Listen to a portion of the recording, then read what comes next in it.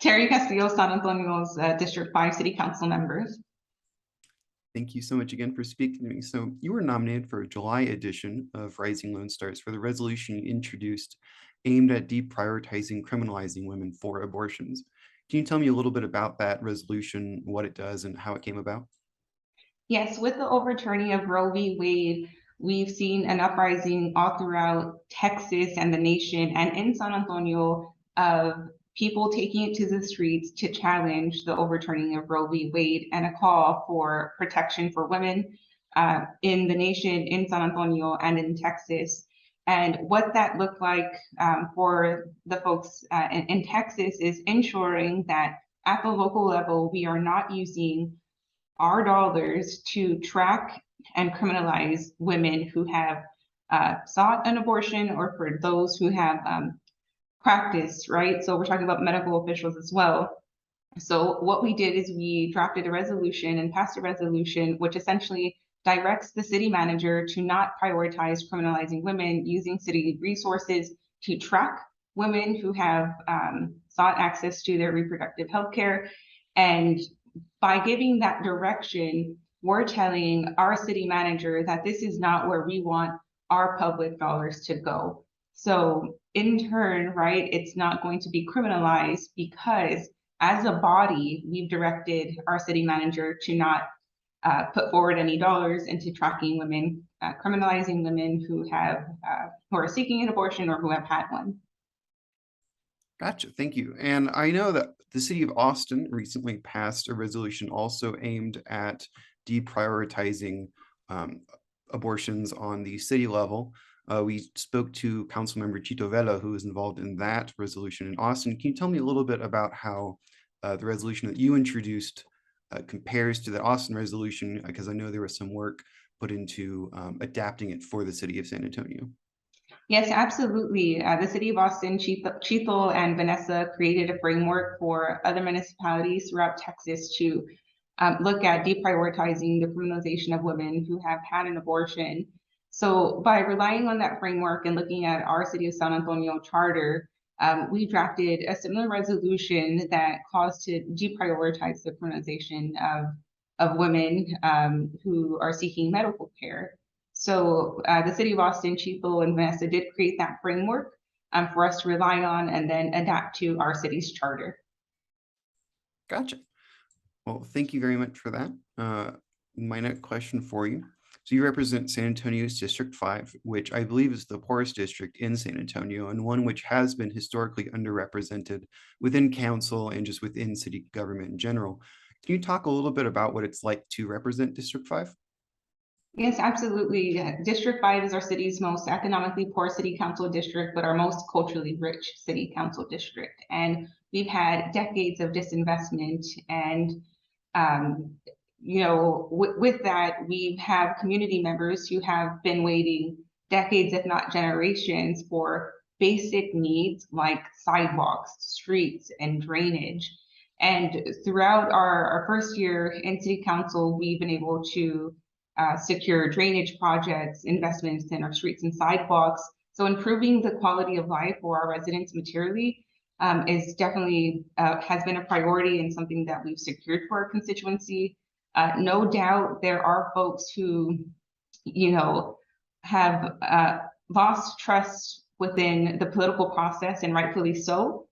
So allowing residents of District 5 to allow me the opportunity to demonstrate to them that there is a better District 5 that's possible, there is a better San Antonio that is possible, has been a great experience listening and learning from the constituents and debriefing, right, on specific things that we're voting on and taking up and walking them through how a lot of the victories that we've had, like for example, our office nearly doubled the 2017 bond investment. We secured more funding than any other city council district. And when I'm talking to my community about these wins and the historic investment that we've brought, I'm always sure to highlight that it's been a fight, that we weren't given this nice budget. We weren't given the most amount of funding. It came with a lot of debate. It came with community coming into the process. And ultimately, that's how we secured those material wins for our community. It's working collectively with community to ensure that we fight for our fair share of investment. And that's how we've been able to make such historic investment and movement in our community.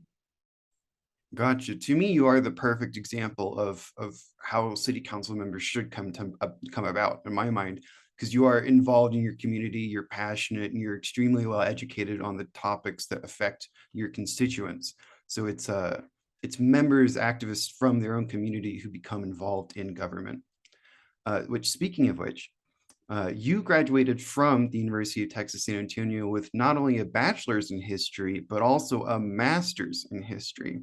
Can you tell me a little bit about how education in history influenced your career, both as an activist in District 5 and as a local elected official?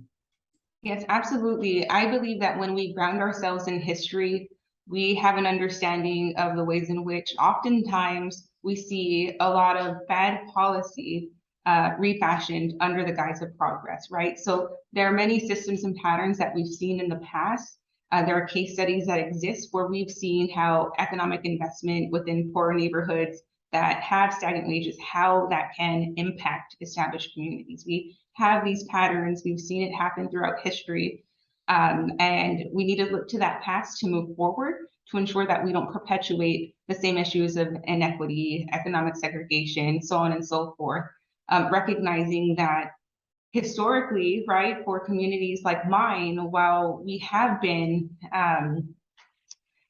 essentially, neglected, right, and exploited, whether it's for labor, land, or language, that we've always fought back, that there have always been communities organizing, and these things don't just happen to us and to our communities, but people have always asked questions, gotten together, have always challenged power, have always organized, and highlighting how many of these victories, again, like with the bond, that it took organizing to win that. It wasn't given to us. I didn't just ask and be received, but there's a history of challenging these systems. And when you reflect on the past and see how some of these things have been done before, I believe it puts community ahead of the game, right? Because we've seen this before, we've heard this before, and how do we amend and adapt to challenge it to get community where we need to be? And then I have a little unscripted question here, which is just coming from you talking about challenging those repeated occurrences throughout history. One of the topics that I think you emphasized when you're running was countering gentrification within your community and addressing housing issues within District 5. And obviously housing is becoming an increasingly pertinent problem throughout all of the state of Texas. Do you have anything to say about that experience in District 5 specifically and what you're trying to do in San Antonio to counter that?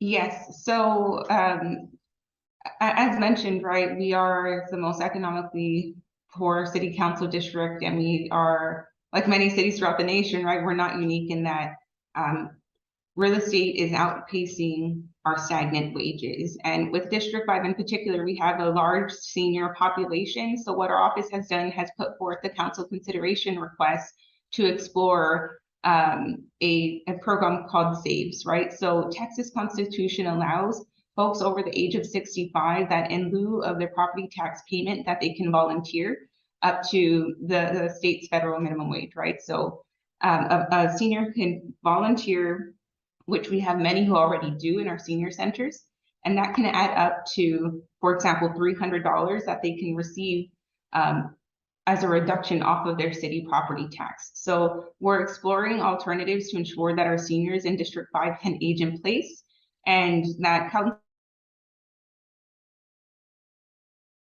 is now moving on to the next process. All of the members voted to move it forward. And now we get to tease out what that program can look like, and what volunteer opportunities qualify, right? And again, right, when we're talking about seniors, we also understand that some folks are homebound, so some seniors can't leave the house. So what the Texas Constitution also allows is that you can have someone volunteer in your place. So if you have a grandchild or there's a nonprofit organization interested, you can be potentially sponsored and someone can volunteer in your place, and then the senior will receive that reduction in their city property tax. So that's one piece that we're using to tackle challenging displacement and to ensure that our seniors can age in place.